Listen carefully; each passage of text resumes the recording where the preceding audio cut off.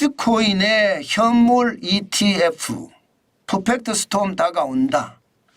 간단하게 말하면요, 현물 상장지수 펀드가 미국의 증권거래위원회로부터 승인을 받으면요, 아마 비트코인이 폭등할 겁니다. 그만큼 말입니다, 많은 사람들이 비트코인 자체에 투자하기에 대해서는 위험하니까 ETF 상장지수 펀드를 통해서 투자한다. 그러면 거기에 돈이 많이 몰릴 거 아니에요. 몰리는 만큼 말입니다, 비트코인에 대한 수요는 많아지고, 수요는 많아지면 가격이 쭉 올라가겠죠. 지금 현재까지는요, 2024년 1월 10일쯤에 아마도 한 개 정도는 승인이 되지 않을까, 이렇게 예측합니다. 현재는요, 비트코인이나 이더리움을 다 합쳐서 상장지수 펀드 ETF가 10개 정도 올라가 있는 상태고요. 그중에 제일 먼저 승인이 나는 게 1월 10일쯤이다. 이렇게 지금 시장은 예측하고 있습니다. 여러분, 상장지수 펀드가 승인이 될까요? 승인이 된다면 시장에서는 굉장한 저는 일이 벌어질 거라고 생각해요. 제가 제목을 퍼펙트 스톰이라고 달았잖아요. 승인이 된다면 퍼펙트 스톰 쭉 올라갈 거예요. 반면에 승인이 안 된다면 쭉 내려갈 겁니다. 그래서 퍼펙트 스톰이라는 단어를 쓴 겁니다. 그만큼 말입니다, 시장에서는요, 굉장한 어떤 이벤트가 기다리고 있다, 이런 얘기입니다. 근데 시장은요, 요즘 보면 들쭉날쭉 난리도 아닙니다. 지금 12월 20일 현재 지난 12월 8일에 44,175.50달러를 갔던 것처럼 12월 20일에도 장중에요, 44,138.50달러를 가기도 했습니다.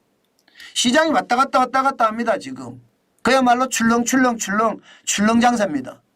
2023년 12월 11일에 보면 41,256.10달러까지 떨어진 적도 있잖아요. 그렇기 때문에 지금 ETF가 어떻게 방향이 되느냐에 따라서 굉장히 달라질 거다, 이렇게 예상합니다. 그렇지만 여러분, ETF 상장지수 펀드가 승인이 안 될 가능성도 있습니다. 당장 말입니다, 당장 IMF 총재 크리스티나 기오르기에바, 이 기오르기에바 총재는요, 가상자산에 대한 규제 강화해야 된다, 이렇게 지금 강조하고 있거든요. 이것은 기오르기에바 총재가 이 가상자산 ETF 승인되면 안 된다, 이런 뜻과도 저는 일맥상통하다고 생각합니다. 그렇기 때문에 이게 국제기관 IMF잖아요. 국제통화기금이잖아요. 그런 국제통화기금에서 ETF 승인에 대한 어떤 반대 입장을 낸 거나 다름없기 때문에 시장에 저는 이렇게 올라가는 거 만만치 않아요. 게다가 말입니다, 시장이 들쭉날쭉 하는 것은 그 비트코인에 대한 거품론도 센데다가 여기에다가 말입니다, 차익 실현하는 사람까지 늘어나니까 들쭉날쭉 하는 거거든요. 이런 데는 진짜 조심하셔야 됩니다. 시장이 말입니다, 더 올라갈 요소가 있다고 하더라도 조심은 최대한 조심해야 돼요. 비트코인 같은 경우는 내년에 반감기가 오잖아요. 내년에, 그죠? 2024년에 반감기가 옵니다. 이 반감기라는 게 뭔가 하면요, 최초 비트코인은 10초당 발행 수가 50개였습니다. 50개. 최초. 그러나 4년을 주기로 반감기가 계속 되거든요. 50개에서 절반으로 줄면 25개가 되는 거고요. 25개에서 절반으로 줄면요, 12.5개가 되는 거죠. 그렇게 4년마다 반감기가 계속 옵니다. 그러면 현재는 6.25개입니다. 6.25개. 그런데 내년 5월이 되면요, 3.125개가 됩니다. 3.125개. 굉장히 많이 떨어지죠. 전체 비트코인 발행 총량은 2,100만 개쯤 됩니다. 2,100만 개쯤. 2,100만 개가 다예요. 그리고 채굴하는 게 계속 채굴하게 남은 게 한 100만 개 정도 남았다, 뭐 이렇게 이야기합니다. 100만 개 정도 남았다.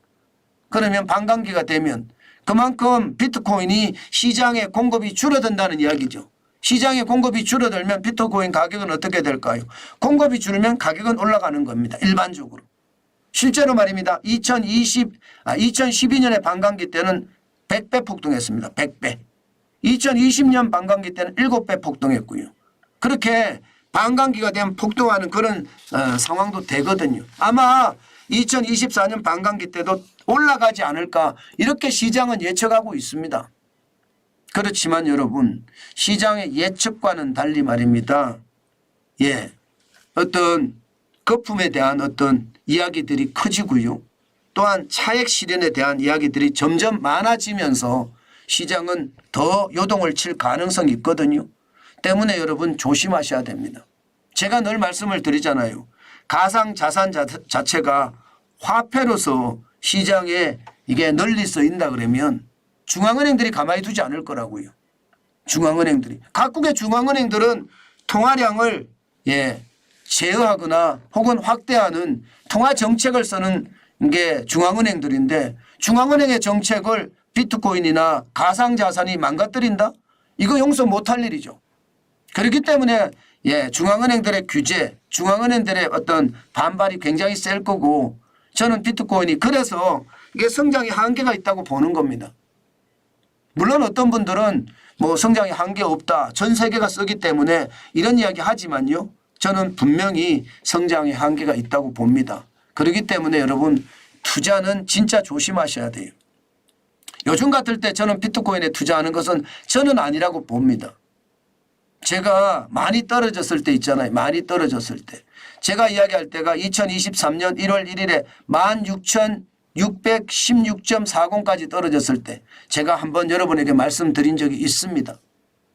이렇게 떨어졌을 때 그것도 많이 사는 게 아니에요. 뭐 몇 억씩 사는 게 아니라는 뜻입니다. 시장을 처음 볼 때는 그렇게 사는 게 아니죠. 조금씩 분할 매수로 조금씩 사는 것도 저는 비트코인이 없어지지는 않을 거라고 생각하기 때문에 중앙 정부의 어떤 규제가 심하고 또 통화량을 담당하는 중앙은행의 규제가 저는 심할 거라고 봐요. 그러나 없어지지는 않을 거다.